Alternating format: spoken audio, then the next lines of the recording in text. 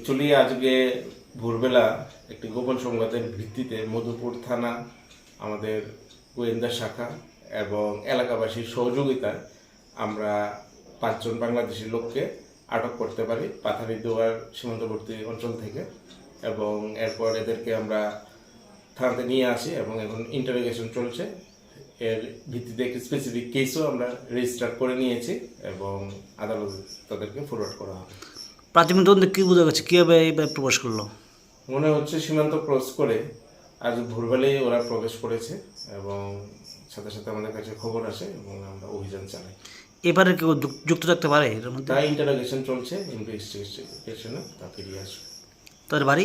তাদের বাড়ি বাংলাদেশে রংপুর অঞ্চলের কাছাকাছি। তার কি একই পরিবারের? একই পরিবারের। কি উদ্দেশ্য আসছিল? এটা ইনভেস্টিগেশন চলছে, দেখছি আমরা কি উদ্দেশ্য, কেন এসেছে, কোথায় যাবে, সব কিছুই খতিয়ে দেখা হচ্ছে।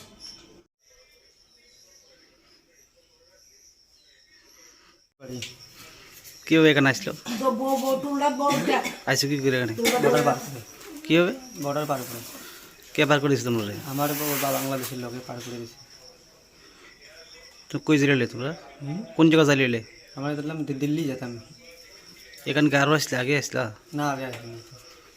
তো কার হাত ধরে জ্বালিয়ে দিল্লি? কোন লোক টুক আছে তোমরা? লোক আমার বাংলাদেশে আমি ও চিনি, ও পার করে দিয়ে ও তো আমার ও তো ভাগছে, আমাকে পাশে থেকে চলে গেছে। কি নিয়ে গেছে তোমরা দিকে?